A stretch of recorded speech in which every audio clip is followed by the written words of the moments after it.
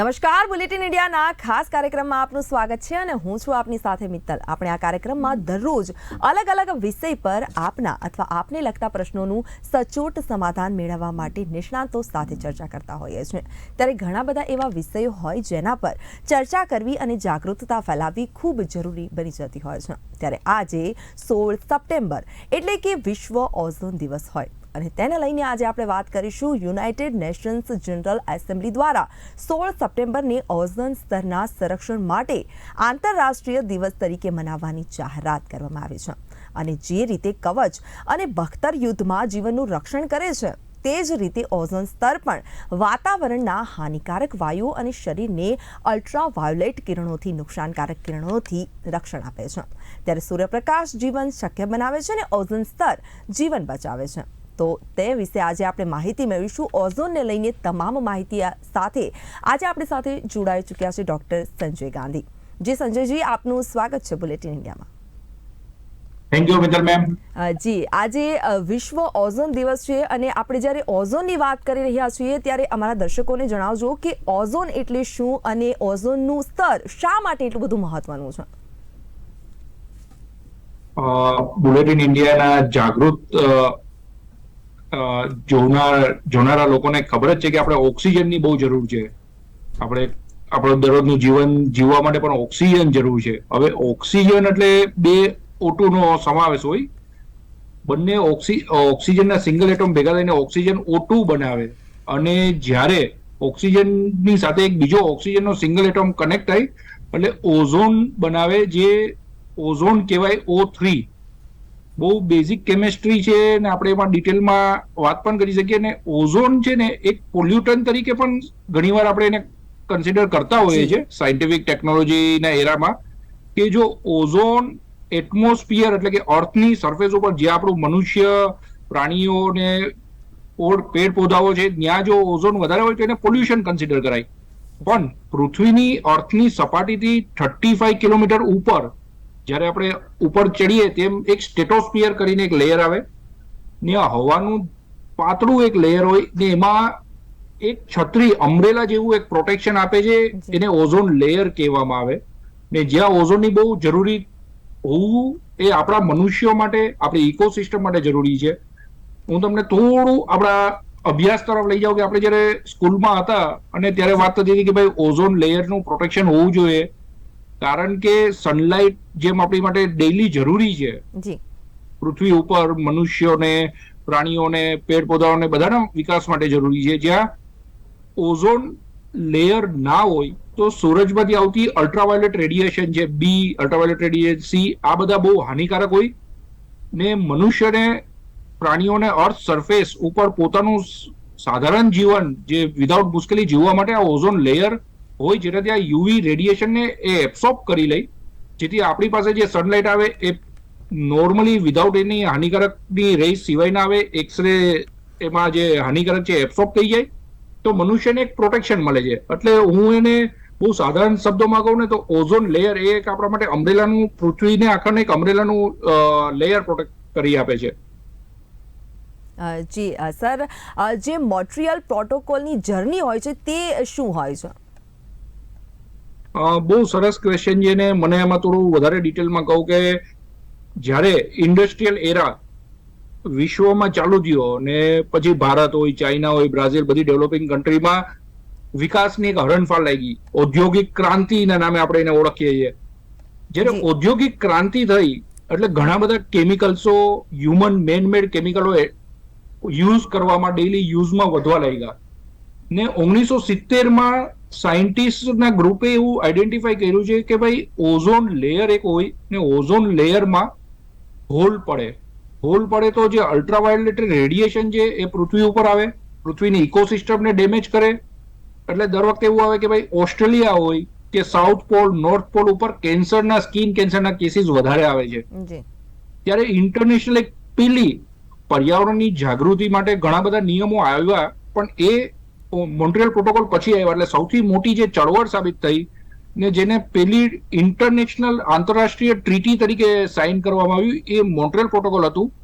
1970માંથી ઓઝોનના hall લેયરમાં hall સાબિત થઈ છે એના પછી બધા સાયન્ટિસ્ટોએ ભેગા થઈને રિસર્ચ કર્યું, જેમ તમે કીધું એમ કે યુનાઇટેડ નેશન જનરલ એસેમ્બલીમાં પાસ થયું કે હવે મનુષ્યોના જીવન માટે પૃથ્વી ઉપર જો આપણે આ જ રીતના વિકાસ ને સસ્ટેનેબલ વિકાસ કરવો હશે તો આ લેયરને પાછું પોતાના ઓરિજિનલ શેપમાં લાવવું પડશે. એના માટે ઘણા બધા કેમિકલ કમ્પાઉન્ડો એવા છે જેના ઉત્પાદન અને એના કન્ઝમ્પશન ઉપર કંટ્રોલ કરવાની જરૂર હતી વિશ્વ લેવલ ઉપર. અને ત્યારે એક ઇન્ટરનેશનલ ટ્રીટીનું નામ આપવામાં આવ્યું જે સિટીમાં થઈ હતી, મોન્ટ્રિયોલ. એટલે આનું નામ જ ઇન્ટરનેશનલ ટ્રીટીને મોન્ટ્રિયલ પ્રોટોકોલ કહેવામાં આવે છે. આ વાતમાં એક જાણવા લાયક ને એવું છે કે આજે આપણે ઓઝોન લેયર ને ઓઝોન ડે ને સેલિબ્રેટ કરીએ છીએ વિશ્વ લેવલ ઉપર. એનું જ્યારે પહેલી વાર 1904 માં થયું કે ભાઈ આપણે 1987 માં મોન્ટ્રિયલ પ્રોટોકોલ તો સાઇન કરી દીધું છે સિગ્નેટરી બધા આંતરરાષ્ટ્રીય દેશોએ, પણ હવે એની જાગૃતતા, કારણ કે કોઈ પણ આપણે જોયું છે કે જ્યારે બધાના સાથ સહકારની જરૂર હોય ત્યારે આપણે ઘણું જલ્દી જે ટાર્ગેટ એચીવ કરવું હોય એ કરી શકીએ. એટલે વિશ્વ લેવલે અવેરનેસ ફેલાવવા માટે 94 થી યુએન એસેમ્બલીમાં પાસ થયું કે આપણે મોન્ટ્રિયલ પ્રોટોકોલને ઓઝોન લેયરના પ્રોટેક્શન માટે એક ડે સેલિબ્રેટ કરવો જોઈએ ઇન્ટરનેશનલ લેવલે. અને એના માટે 16 સપ્ટેમ્બર જે ઓરિજિનલ ડેટ હતી 1986-87 માં પર્ટિક્યુલર ડે ના સિગ્નેટરી કરવા માટે, એટલે એના સન્માનમાં ડે સેલિબ્રેટ કરવામાં આવે છે. અને હવે ઓલમોસ્ટ 36 વર્ષથી આ ડે ઓઝોન ડે 16 સપ્ટેમ્બરે આપણે ઉજવતા હોઈએ છીએ ગવર્મેન્ટ લેવલે, ઇન્ડસ્ટ્રી લેવલે, સ્કૂલોમાં, ઘરોમાં. તો આ મોન્ટ્રિયલ પ્રોટોકોલની જર્ની જ છે કે જેમાંથી આપણે આજે એવું બહુ 100% કહી શકીએ કે જે ઓઝોન લેયરમાં 1970માં આપણને જે હોલ દેખાતું હતું એમાંથી 90% રિકવરી સ્ટેજ ઉપર છે. ને સાયન્ટિસ્ટોની જે રિસર્ચ કહી છે, જે 2023માં રિપોર્ટ પબ્લિશ થયો છે કે ભાઈ હવે આપણે પેલા ટાર્ગેટ હતું કે 100 વર્ષ 1970 થી 2100ની સેન્ચુરી આવશે ત્યાર સુધી ટાઈમ લાગશે, જે 130 વર્ષ હતું. પણ બધાના સાથ સહકારથી આ ઓઝોન લેયરમાં 90% રિકવરી થઈ ગઈ છે. ને જે ફાસ્ટ રિકવરી થઈ છે, જે અત્યારે એવું માનવામાં આવે છે કે 2050 સુધી ઓઝોન લેયર પોતાના ઓરિજિનલ જે સ્વરૂપ હતું 1970 પહેલાના એના ઓરિજિનલ સ્વરૂપમાં આવી જશે. તો એક બહુ આંતરરાષ્ટ્રીય લેવલે બધાના સાથ સહકારથી આપણે એક ઇન્ટરનેશનલ ટ્રીટી સૌથી વધારે સક્સેસફુલ ટ્રીટી તરીકે આને કન્સિડર કરતા હોઈએ છીએ.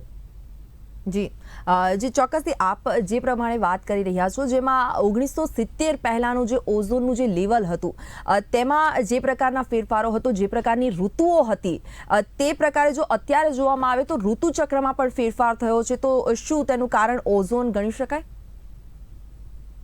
બહુ સારો ને ટેકનિકલ ક્વેશ્ચન તમારા દ્વારા છે. ને હું એમાં એમ કહીશ કે પર્યાવરણને એક પર્ટિક્યુલર ઓઝોનથી કે ઋતુચક્રથી આપણે જ્યારે કન્સિડર કરીએ ને ત્યારે ઘણા પ્રોબ્લેમો આપણે બાજુમાં મૂકી દેતા હોય છે.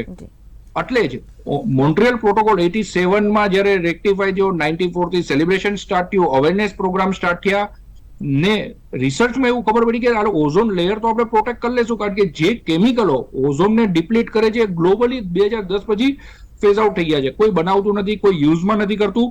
પણ આ જે કેમિકલ્સ છે એમાં 4 જનરેશનના કેમિકલ્સ આવે છે. પહેલી જનરેશનમાં કેમિકલ હતા એને આપણે ફેઝ આઉટ કરી દીધું છે, એ આપણો ભૂતકાળ થઈ ગયો છે. ને બહુ સારા સેકન્ડ જનરેશનના કેમિકલો હતા જેને આપણને બધાને કુલિંગની ઇફેક્ટ આપી. કારણ કે આપણને ખબર છે દરરોજ ટેમ્પરેચર વધે છે, ક્લાઇમેટનો ઇશ્યુ છે, બધા એસી, રેફ્રિજરેશન, કુલિંગ, ઇવન વેક્સિન જેવી વેક્સિનને પણ જો આપણે કુલિંગમાં રાખવું પડે તો રેફ્રિજરેશન ને કુલિંગ કેટલા માટે મનુષ્ય માટે ઇમ્પોર્ટન્ટ છે આપણને ખબર છે. ત્યારે સેકન્ડ જનરેશનના ગેસને પણ હવે ગ્લોબલી ફેઝ આઉટ ઉપર આવી ગયા છે. અને થર્ડ ફોર્થ જનરેશનના ગેસની વાત કરીએ છીએ. આપણા દર્શકો થોડા એ લાઈનને હું વધારે first, second, third, fourth generation એટલે હું એમ કહેવા માંગીશ કે 2017માં આપણે ઓઝોન લેયરમાં જેટલી સારી પ્રગતિ કરી બધા સાથે રહીને, એટલે કિગાલી એમેન્ડમેન્ટ આવ્યું જેમાં એવું કહેવામાં આવ્યું કે ભાઈ આપણે ચલો ઓઝોન લેયર તો રિકવર કરી લેશું, પણ ક્લાઇમેટ ચેન્જ જે થાય છે જેના કારણે તમે કીધું કે ઋતુઓનો ફેરબદલ થાય છે અને ઘણીવાર વરસાદ આવે, ઘણીવાર હીટ વેવ આવે, તો એને પણ કંટ્રોલ કરવું જરૂરી છે. એવા ઘણા બધા કેમિકલ્સો છે જે ઋતુચક્ર એટલે ક્લાઇમેટ ચેન્જ, જે આપણું પૃથ્વીનું તાપમાન કે ટેમ્પરેચર 0.5 ડિગ્રી વધી જાય તો સી લેવલ રાઇઝ થાય, ક્યાંક હીટ વેવ આવે, ક્યારેક દુષ્કાળ પડે, ક્યાંક અતિવૃષ્ટિ થાય.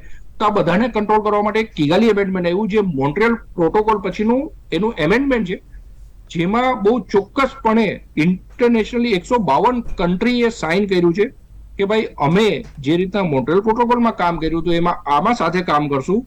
એવા ઘણા બધા કેમિકલ આઈડેન્ટિફાઈ છે જે કેમિકલને કંટ્રોલ વેમાં ફેઝ આઉટ કરતા જશું, જેના માટે ટેકનોલોજી, જેના માટે ફંડ એ ઇન્ટરનેશનલ ડેવલપ કન્ટ્રીની ફંડિંગની જે પોલિસી છે એમના અંદર ગાઈડન્સથી ટેકનિકલ ટેકનોલોજી પણ મળશે, જેથી આપણે 2045 સુધી આ બધા કેમિકલ્સોનું પણ 100% ફેઝ આઉટ થશે, જેનાથી આપણું ક્લાઇમેટ ચેન્જનો જે ઇસ્યુ છે એ રિઝોલ્વ થશે. ને આમાં પણ જેમ આપણે G20માં દિલ્હી ડિક્લેરેશન જોયું છે કે બધાએ સાથે મળીને વાત કરી છે કે ક્લાઇમેટ ચેન્જ ને ક્લાઇમેટ ચેન્જ ઉપર આજે એક્શન નહીં કરીએ તો હવે ભવિષ્યમાં પાછા આપણને યુ ટર્ન કરવાનો મોકો નહીં મળે.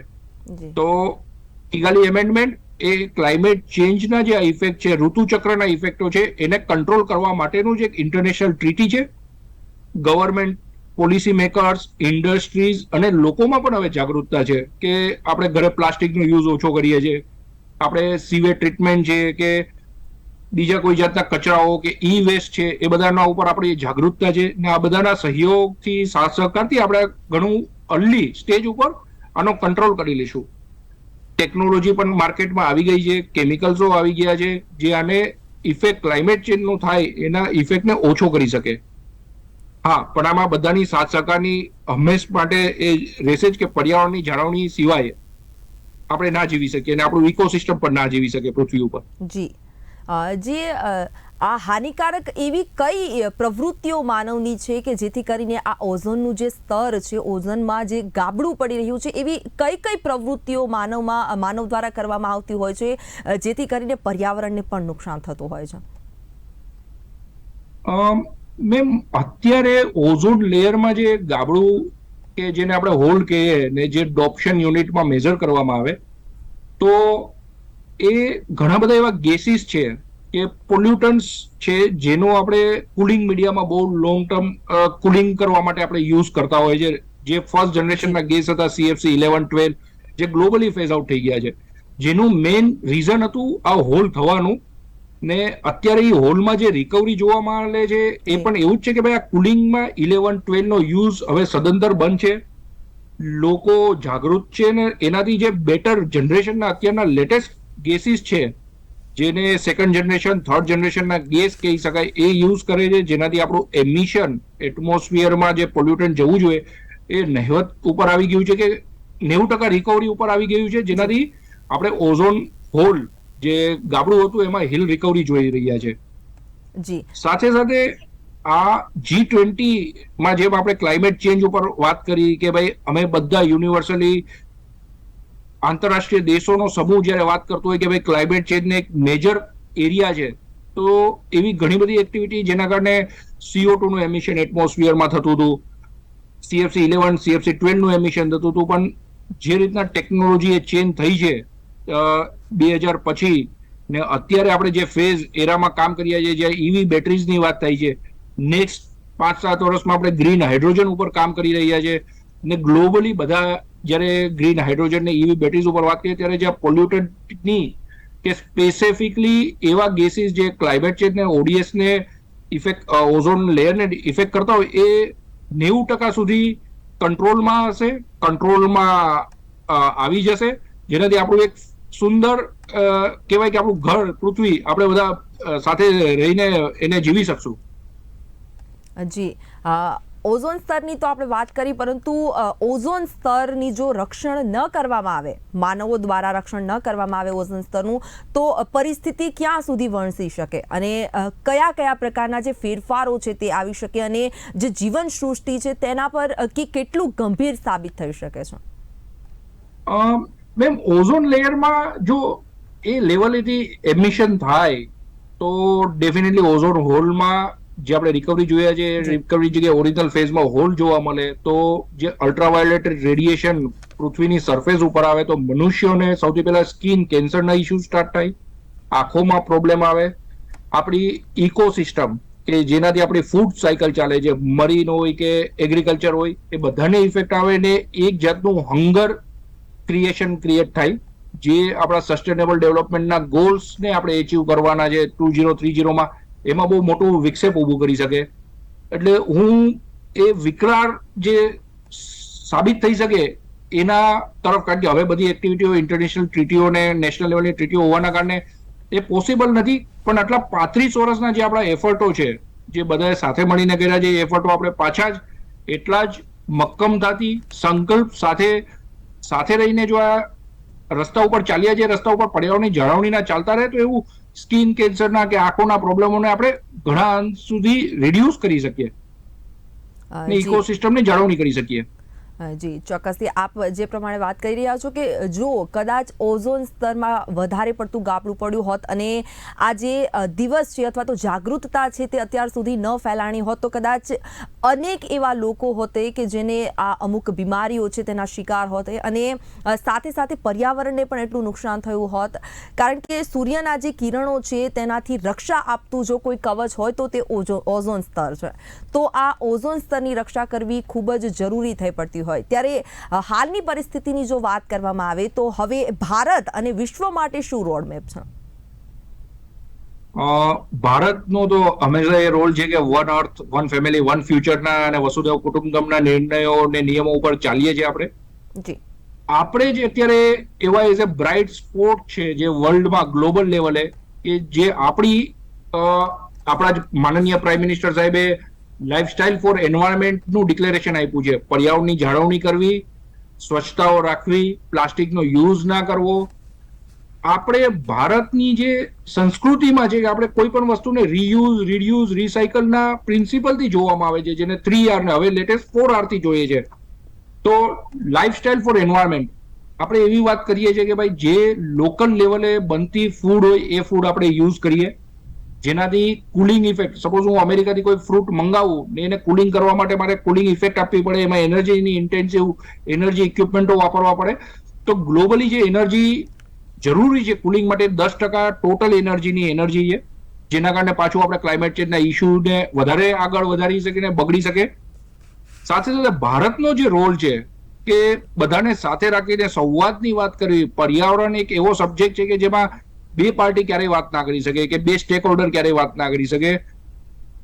આપણે આપણા જે રૂલ્સ એન્ડ રેગ્યુલેશન્સ છે ઇન્ડિયામાં, લોકોની જાગૃતતાની બહુ જરૂર છે. કે જ્યારે ભારત સરકારને ઘણા બધા NGO સંસ્થાઓ જવાબદારીપૂર્વક એનું કાર્ય નિભાવી રહ્યા છે, ત્યારે જનતાએ એમની સાથે જાગૃતતાથી જોડાવવું જોઈએ. પ્લાસ્ટિકના યુઝને રિડ્યુસ કરવો જોઈએ. ઈ વેસ્ટ છે જે અત્યારે આપણે જોઈએ છે કે જેટલા મોબાઈલો, જેટલા લેપટોપ્સ, આ બધી વસ્તુઓનો યુઝ છે, પણ આનો એક વિચારીને યુઝ કરવાની જરૂર છે. કારણ કે યુઝમાં કોઈ ના નથી. બધી ટેકનોલોજી એ આપણા મનુષ્યના આધુનિકતા માટે બહુ જરૂરી છે ને બહુ ઉપયોગી છે, પણ એનું આંધળું અનુકરણ ના કરવું જોઈએ, જેથી આપણી નેચરલ રિસોર્સ સેવિંગ થઈ શકે, આપણા મરીન લાઈફને આપણે જે ઓરિજિનલ શેપમાં પ્રોટેક્ટ કરી શકીએ. પ્લાસ્ટિકને સી ડિસ્ચાર્જમાં જવાથી બચાવશું તો આપણે એક મરીન લાઈફને સેવ કરી શકશું. આ બધા જે છોટા, કારણ કે પર્યાવરણમાં જે નાના આપણી એક્ટિવિટી છે એ ઘણી બધી કન્ટ્રીબ્યુટ કરતી હોય છે, ને આપણે બધાએ આ બધા એન્વાયરમેન્ટ ને પર્યાવરણના જાગૃતતાના મિશનો સાથે બહુ સાથ સહકારથી જોડાવવું જોઈએ, જાગૃતતા ફેલાવી જોઈએ. જી ચોક્કસથી. અને આપે જે પ્રકારે વાત કરી કે જ્યારે આ ઓઝોનનું સ્તર છે તેને જાળવી રાખવા માટે અને ખાસ કરીને પર્યાવરણની જાળવણી કરવી હોય તો દરેક લોકોએ એક સાથે મળી અને કામ કરવું પડશે. અને સાથે ઓઝોનના સ્તર પર જે ગાબડું પડ્યું હતું તે એક રાહતની સમાચાર કહી શકાય કે આ ગાબડું હવે પુરાઈ જવા પામ્યું છે અને અમુક અંશ સુધી જ રહેવા પામ્યું છે. ત્યારે જો વાત કરવામાં આવે કે આ ગાબડું પડ્યું ત્યારે પુનઃ પ્રાપ્તિ માટે જે પ્રયાસો હાથ ધરવામાં અને હાલ આ ગાબડું જ્યારે પુરાવાની કતાર પર છે ત્યારે એને જાળવી રાખવા માટે કયા કયા પ્રયાસો કરવા જોઈએ કે જેથી આ જે સ્થિતિ છે તેને જાળવી રખાય અને જે ગાબડું છે તે સંપૂર્ણપણે એ ગાબડાને ભરી શકાય? ટેકનોલોજી વાઇઝ અત્યારે એ બધા કેમિકલ્સો કે એ બધા અલ્ટરનેટ અવેલેબલ છે માર્કેટમાં. આપણે નોર્મલ પણ એસી લેવા જાય તો આપણને એસી વાળો પણ કહે છે કે સાહેબ આ 410 છે, CFC ફ્રી ગેસ છે, જેનું ઓઝોન ડિપ્લીશન પોટેન્શિયલ, આ જે કેમિકલો ઓઝોન લેયરમાં હોલ કરે એને એક મેઝરિંગ સ્કેલમાં મેઝર કરવામાં આવે, એને ઓઝોન ડિપ્લીશન પોટેન્શિયલ કહેવાય. જે ફર્સ્ટ જનરેશનના ગેસોમાં એ જોવા મળતું હતું કે એમાં ODS પોટેન્શિયલ હતો. હવે આપણે ODS ફ્રી ગેસ યુઝ કરીએ છીએ એટલે આ બધી જે આપણી જાગૃતતા છે, છતાં ક્યાંક એવા કેસીસ ઓબ્ઝર્વ થાય છે કે હજી તો ઇલીગલી સ્ટોરેજ કરેલો જથ્થો પડ્યો છે, જે ફર્સ્ટ જનરેશનના ગેસીસ હતા. તો એ બધા ગેસોને કંટ્રોલ કરી એમનું પ્રોપર એન્વાયરમેન્ટલ સાઉન્ડ મેનેજમેન્ટ સાથે આપણે ટ્રીટમેન્ટ કરવી જોઈએ, જેથી એ પાછું હવામાં ના પડે, પાછું આપણા ઓઝોન લેયરના હોલમાં વધારે વિક્ષેપ ના ઊભું કરે. જે લેટેસ્ટ ટેકનોલોજી આવી છે કુલિંગ માટે, રેફ્રિજરેન્ટ માટે, એનર્જી એફિશિયન્સી માટે, એ બધા સાધનોનો આપણે યુઝ કરવો જોઈએ.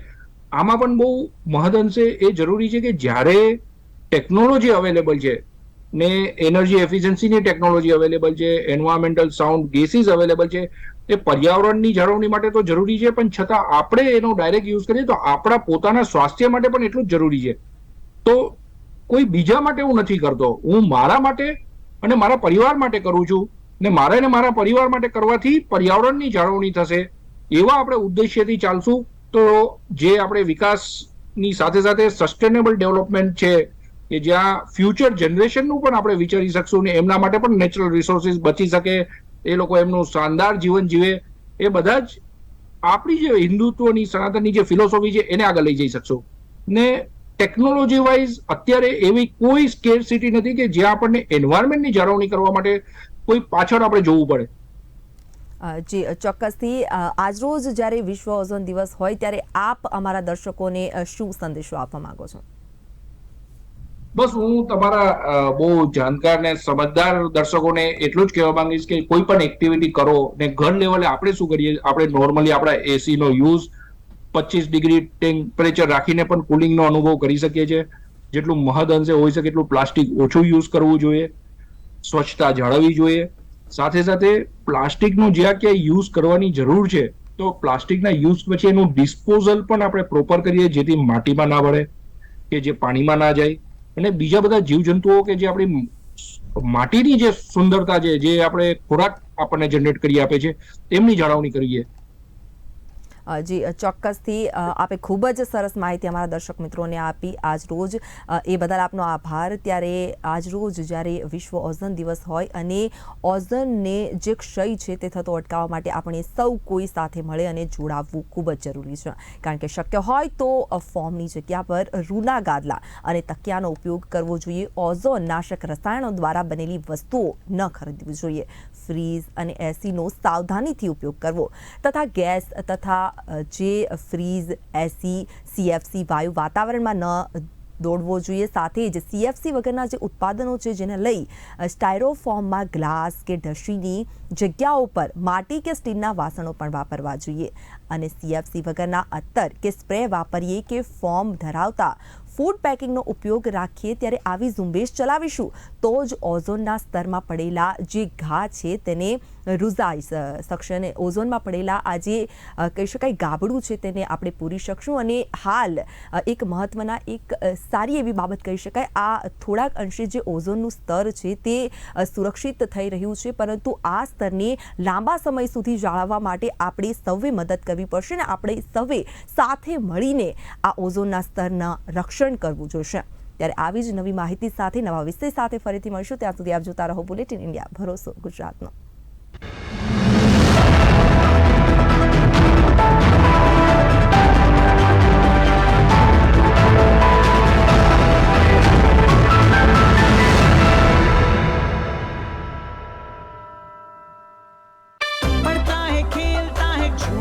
उछलता है, दौड़ता कभी कभी दौड़ कर आता है, आगे आगे बढ़ता है इंडिया, अमूल दूध पीता है इंडिया.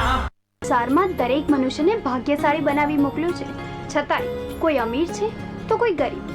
શત્રુ પર વિજય અને મેલી વિદ્યા જેવી સમસ્યાઓથી કાયમી છુટકારો અપાવે છે